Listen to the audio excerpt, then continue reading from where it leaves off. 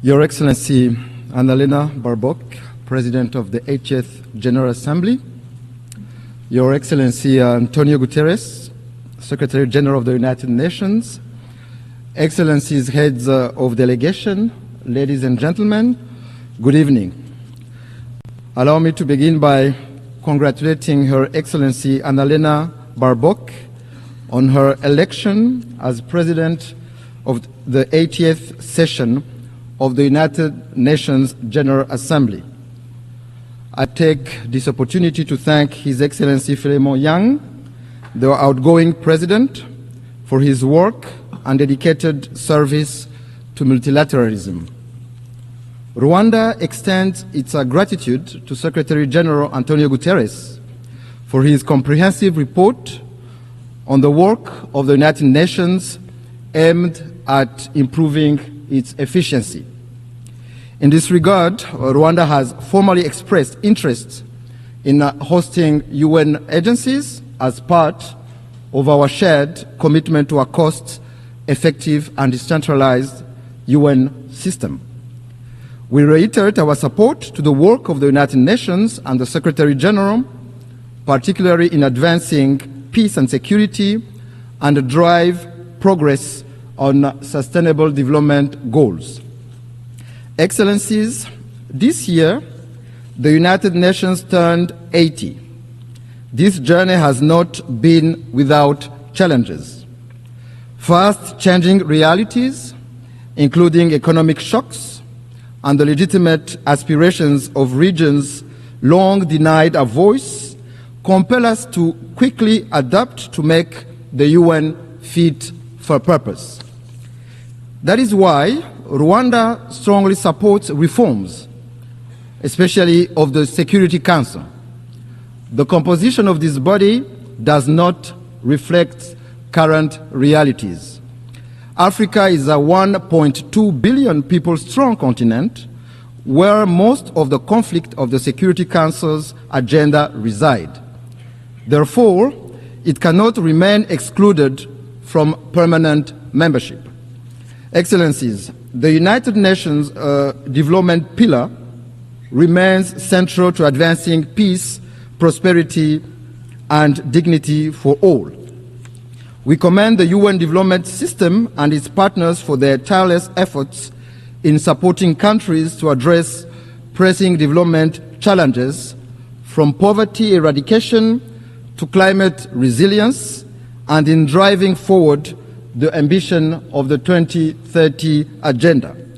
This 2030 Agenda for Sustainable Development embodies our collective aspirations for a just, inclusive, and prosperous world where no one is left behind. Rwanda remains firmly committed to its full implementation, recognizing that connectivity, innovation, and inclusive development are indispensable drivers of progress. Despite global challenges such as the existential threat of climate change and widening technological inequalities, Rwanda has taken bold steps to align national priorities with the SDGs. These efforts demonstrate that development, connectivity, and environmental stewardship can move forward hand in hand. Yet, the persistence of unequal access to finance, technology, and markets threatens to widen the gap between those with means and those without. In this context, solidarity among nations through development cooperation has contributed to bridging development gaps. However, we believe that it is time to transition from aid to trade, enabling developing countries to become self-reliant in a win-win partnership. Mr. President, Excellencies, Rwanda regrets the politicization of development cooperation, which is used by some development partners for partisan political reasons and interests. Let me recall that every nation is sovereign and cannot be forced to choose between its security and development. Development aid must serve as a tool for solidarity and progress, not as a weapon of coercion. Excellencies, the history of the 1994 genocide against the Tutsi in Rwanda called on us to become global advocates for a peacekeeping that always puts civilians first.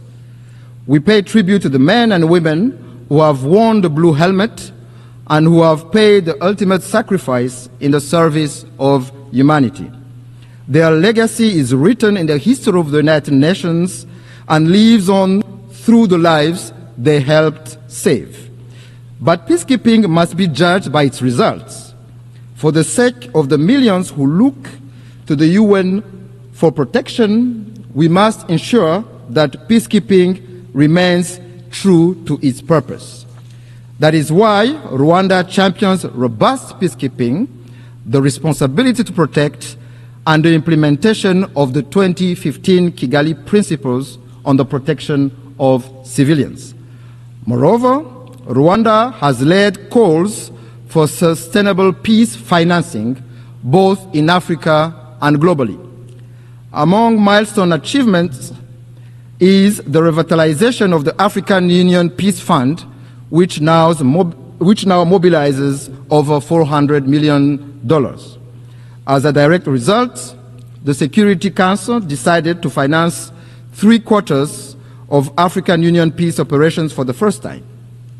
Excellencies, beyond the UN, Rwanda contributes to peace support operations on a bilateral basis in the Central African Republic and Mozambique in an effort to promote South-South cooperation and Pan-African solidarity. Major progress has been recorded in both countries in the restoration of state authority, capacity building of local security forces, and the fight against terrorism. Excellencies, I may recall that the United Nations was established to spare succeeding generations from the scourge of war. Yet, 80 years on, conflicts continue to erupt across every continent. Rwanda firmly maintains that for most of those conflicts, lasting peace cannot be achieved through military means. We have consistently held that only genuine, good faith dialogue offers a sustainable path towards global peace.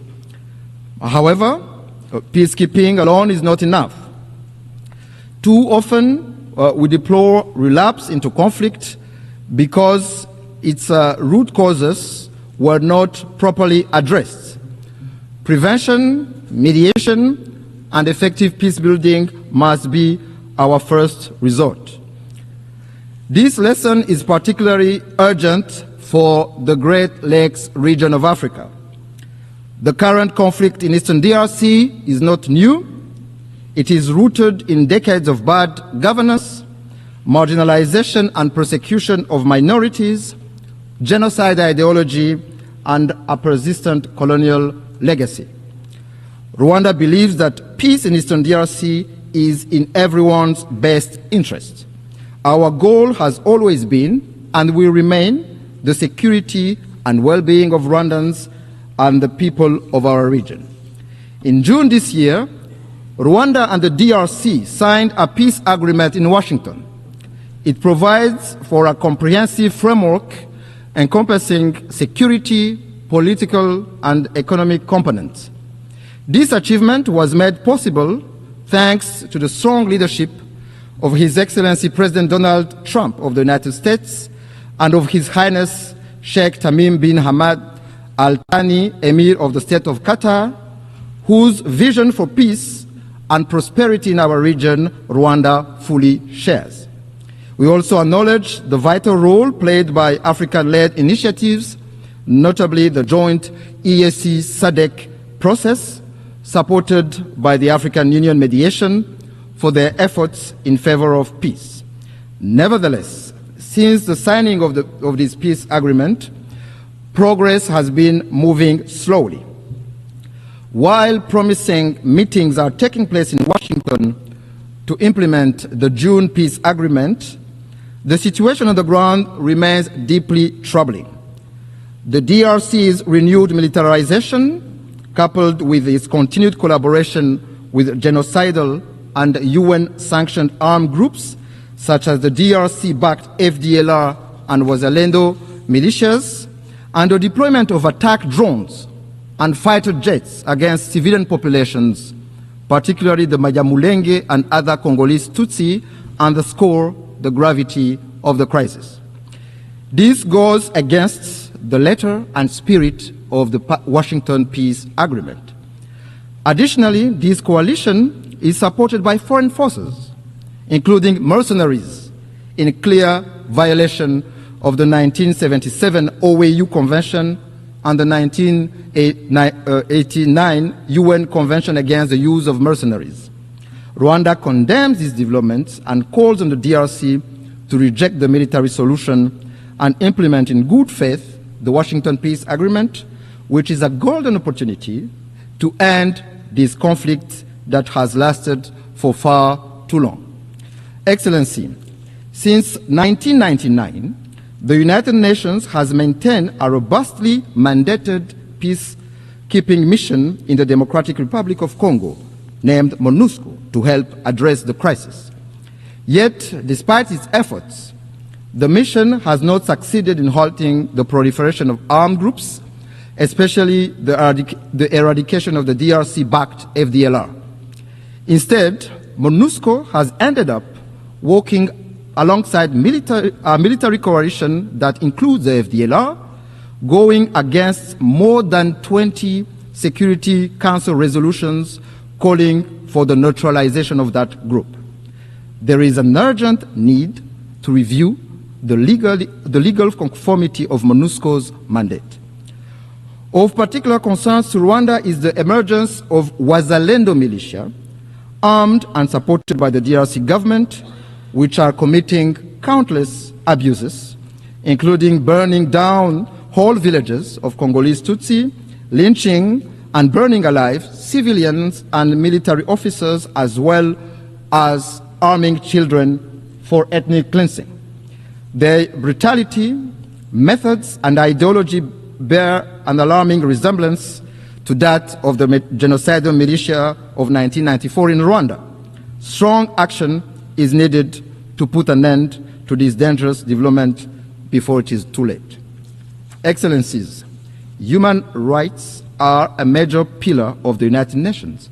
Rwanda rose from the ashes of the genocide in 1994 by placing human dignity, unity, and accountability at the center of our governance. We thank the United Nations for establishing the International Day of Reflection of the 1994 genocide against the Tutsi, commemorated every April 7th.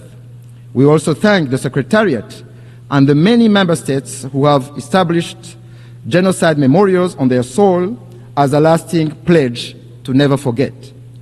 Equally, we commend the work of the International Criminal Tribunal for Rwanda and the residual mechanism for prosecuting genocide perpetrators. However, Rwanda is deeply concerned about the persistence of genocide ideology and related crimes in Eastern DRC under the watch of the international community and the UN itself. We call on the international community to not turn a blind eye once more for what is clear to see. The targeting, persecution, and massacre of Congolese Tutsi, including the Banyamulenge community, amounts to crimes against humanity which have all the early warning signs of a genocide. Indeed, genocide follows a pattern. It follows clear stages. It is not an umbrella term. It is defined by international law. Genocide targets a specific group for who they are, with the intent to exterminate them as such. In this regard, no amount of calculated cynicism can rewrite the truth and recast perpetrators as victims or victims as perpetrators. These are denialist behaviors often deployed by perpetrators. In the same vein, no claims from a government arming a genocidal militia will change the facts of history.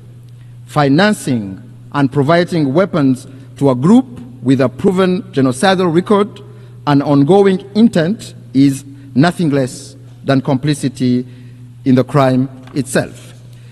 I must say that if there are crimes in the DRC committed for economic gains, they have clear names. Those are corruption, bad governance, and the embezzlement of public funds. Mr. President, Excellencies, I wish to conclude by reaffirming that Rwanda stands ready to work alongside all member states to ensure that the United Nations remains a force for peace, justice, and sustainable development. While the challenges and solutions for multilateralism are clear, it is political will that must guide us today to build a UN fit for purpose. Together, we must build an organization capable of addressing the needs of billions across the globe, tackling human rights abuses, climate change, and responding to an increasingly interconnected world for successive generations to come. I thank you.